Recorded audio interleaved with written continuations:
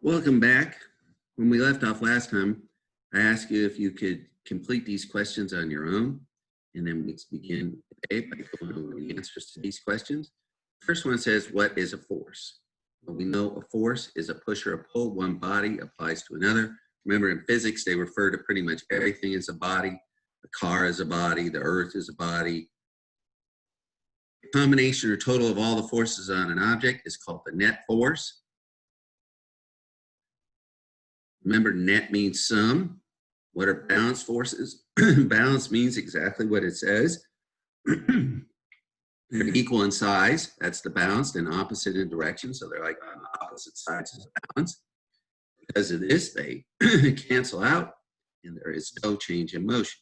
Remember, they cancel out and they make zero. They're balanced. So I mean, zero force means zero force, and nothing's going to happen. Three ways a force can be unbalanced. Okay, when they are only in one direction. Okay, so there's this force pushing one way. It can be one force or the net of two or more forces, or in opposite directions that are unequal in size. What kind of force can cause a change in motion? Unbalanced forces cause change in motion. That's what we looked at. When they're unbalanced, the balance tips, things would move. It would be unbalanced, and a force is balanced and applied to a moving object. What will happen? Well, balance means the force, the net is zero. Because the net is zero, it's applying zero force to a moving object, so nothing would happen. It will continue to move without any change in motion. Okay, on this page, we're going to start a new unit, Unit 10, which really isn't much of a new unit as it sounds like. It's a continuation of the last one. In the last one, we had learned about the law of inertia, and I had told you that the law of inertia is often, Newton's first law is often referred to as the law of inertia. Okay, so just a review of some of the vocabulary from the last unit. Okay, from Unit 9, we know a force is a push or a pull that one object applies to another. Often in physics, instead of one object, it'll say one body applies to another. Remember, a body is anything. You know. Forces are measured in newtons after Isaac himself, Isaac Newton, and the abbreviation is at capital N. Net forces are the sum or total of all the forces acting on an object. So they can either come out and they total them together and they equal something, or they may equal zero. If they equal zero, they're balanced.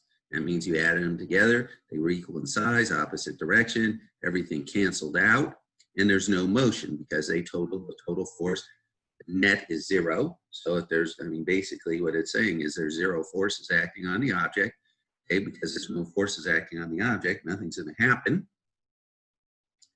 Okay, they're equal in size and opposite in direction. If they're unbalanced, when you total them together, they don't add to zero. So there is a force acting on an object, and that force is going to change the object's motion because you're applying a push or a pull to the object. And these can cause changes in motion, and as I just said, are equal in size and opposite in direction. So down here, it asks you to draw in an example of balanced forces, unbalanced, unbalanced, unbalanced. Okay.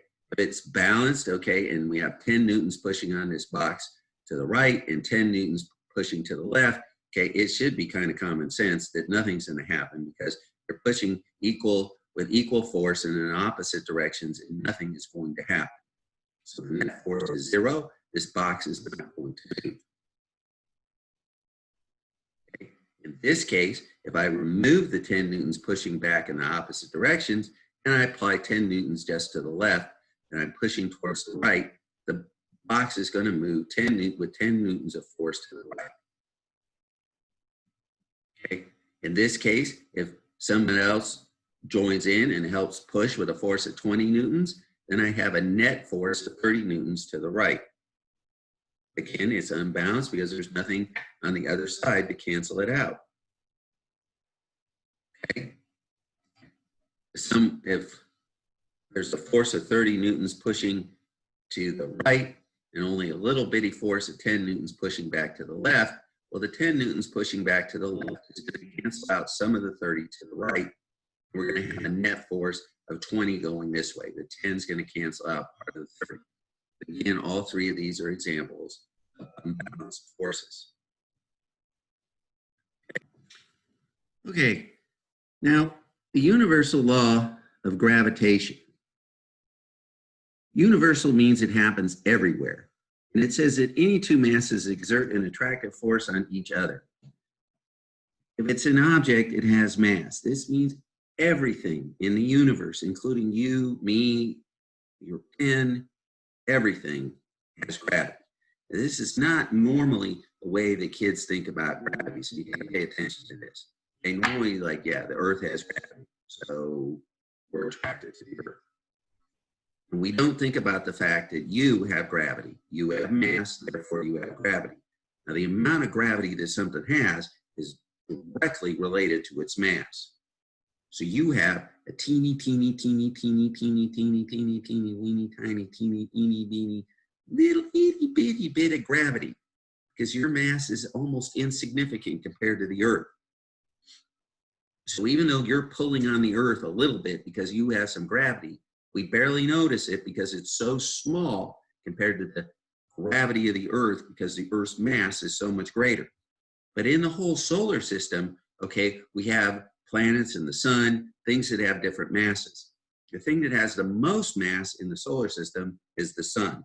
The mass of the sun, like, swamps the mass of all the other planets added together. Because it has the most mass, it pulls on all the planets, and it keeps them rotating around or revolving around itself. Okay, so the planets are held in orbit around the sun by the sun's gravity. But we see a similar thing happen with the moon and the earth. The earth has more mass than the moon. So the gravity of the earth, which is bigger, pulls the moon into orbit around itself. Okay, now gravity depends on two things.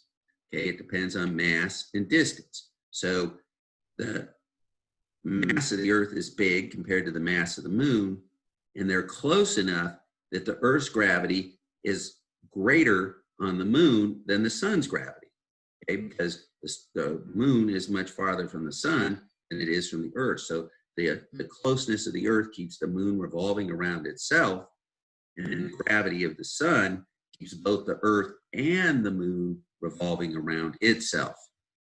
Okay, so it depends on these two things. So gravity is an attractive force exerted by any two objects.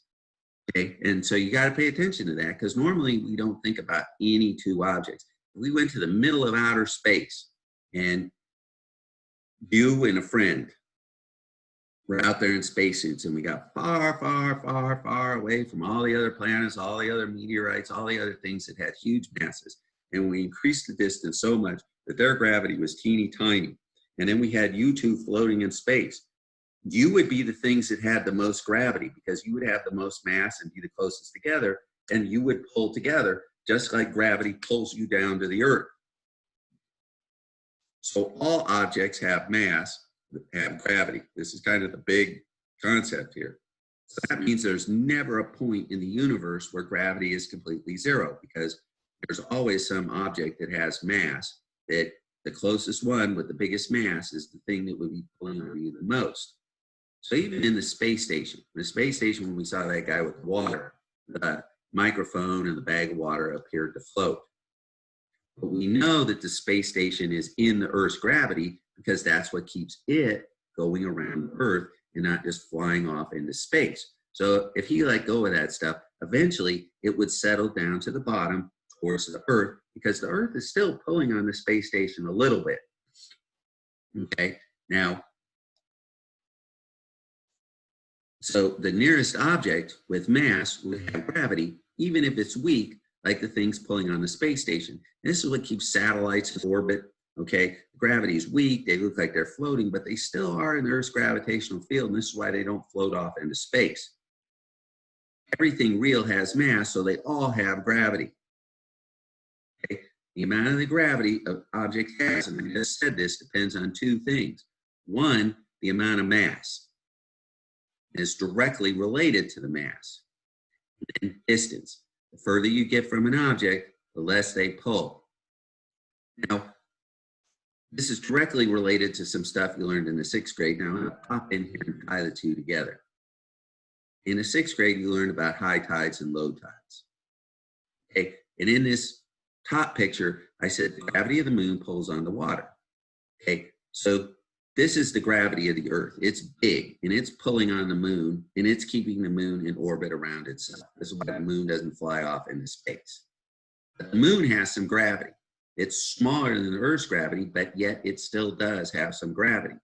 When it gets over the ocean, the gravity of the moon is enough to pull the water up a little bit. Okay, and I kind of really exaggerated this. It almost looks like a little blue eyeball. But I exaggerated it so you can get the idea. When it's right over, like this could be the Atlantic Ocean, when the moon is right over the ocean, the moon pulls on the water and it pulls it up in the middle a little bit. So it pulls it away from the shores. If this was the shore of the oceans right here, because it's being pulled up in the middle a little bit, the water can't make it all the way to the edges, to the shore, because it's a little higher in the middle. Now, when the moon gets a little farther around, okay, the gravity of the Earth is still pulling on the moon, so it doesn't fly away into space. The gravity of the moon is still pulling on the Earth a little bit. But the gravity of the moon doesn't pull on the Earth strong enough to pull up the land. When it's not over the ocean anymore, without the gravity of the moon pulling the water up a little bit, we say we have high tide because the water goes back down. Instead of being pulled up a bump like this in the middle of the ocean, it goes back down and it's level. Okay, it goes back out to the shores. Now, on tests, they're going to give you test, benchmark, SOL. They may give you objects like this. And these objects, okay, can manipulate the two things that we just talked about. Okay, these kind of diagrams make you think about the two factors, the mass, which is the size of the object, and the distance. So they'll tell you all these things are made out of the same thing, so they all have the same density. That means their mass is directly related to their size. And then the other thing they manipulate, so they're manipulating the one factor, the mass of the object. And then the other thing that gravity depends on is the distance, how far apart they are.